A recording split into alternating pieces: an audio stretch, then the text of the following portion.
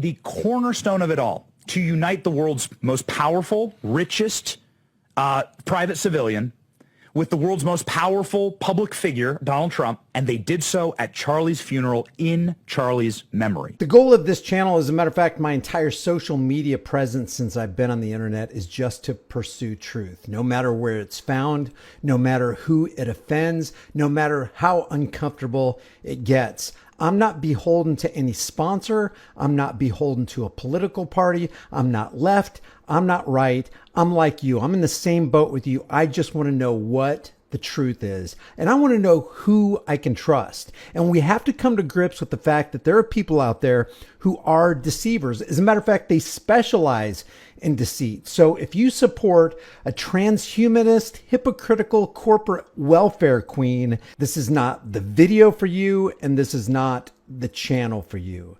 It looks to me like after this Charlie Kirk memorial service, both Donald Trump and Elon Musk have repaired the bridge.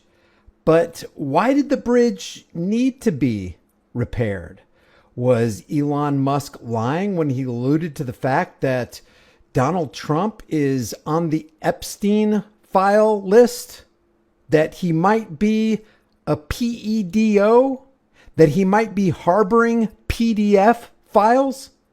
Just a little over 100 days ago, Elon Musk tweeted, "Time to drop a really big bomb.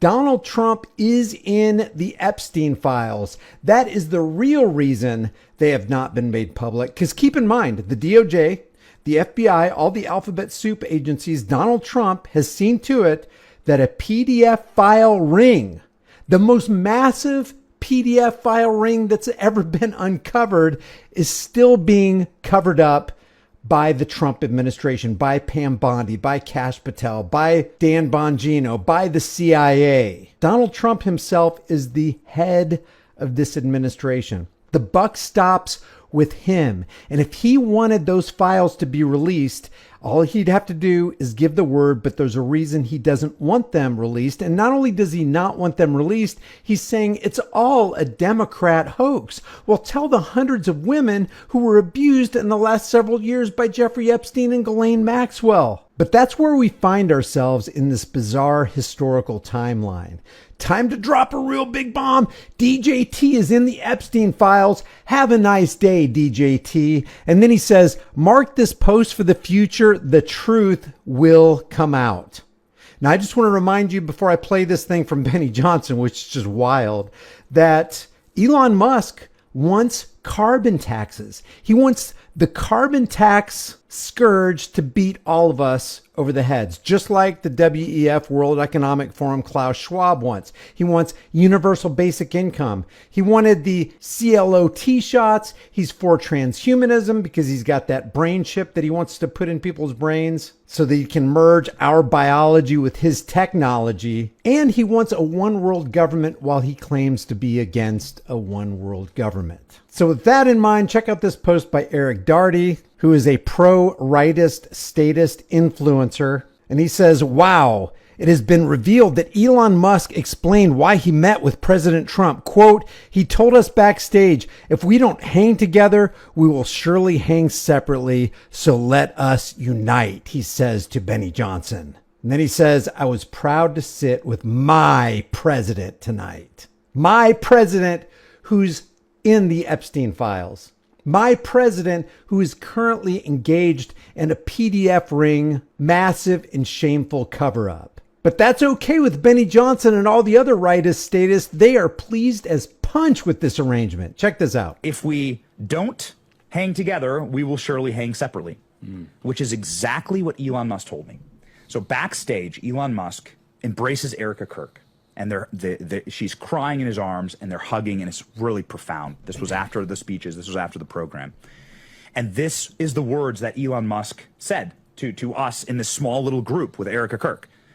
And he said, this is why I was proud to sit with my president. This is what he called Trump, my president. This little elitist group. Remember, like George Carlin said, it's a big club, and you and I aren't in The big club. These are the movers and the shakers. These are the policy makers. These are the social media influencers who are gleefully riding the train of the left versus right paradigm lie. He accepted Trump's invitation to go up there, and the majority of the event, Elon Musk sent sitting there with Donald Trump, chewing it up. Everyone can see here's the photos of Elon embracing Erica, and then there are photos of Elon with Trump, and they seem to be having a great time.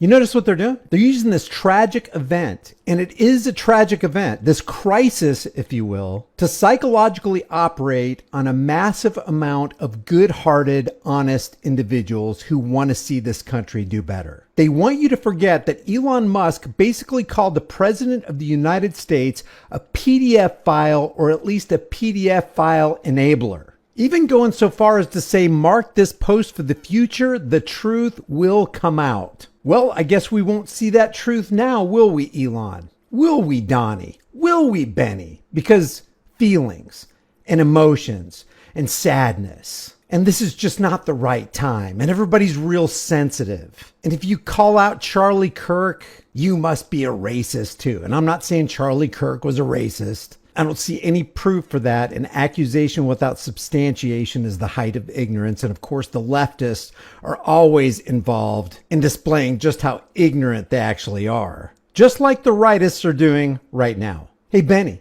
you're supporting a PDF file enabler. Hey, Elon, you're supporting a PDF file enabler. Where's all that truth? Why do all these corrupt, perverted pedophiles get to go free? And why are you guys protecting them? And why are all these Christians okay with this arrangement? I mean, seriously, what the hell is going on here? And this is why I'm calling it a psychological operation, because the patient is on the table. He's been injected with anesthesia, and he has no ability to think critically. Dana White also there.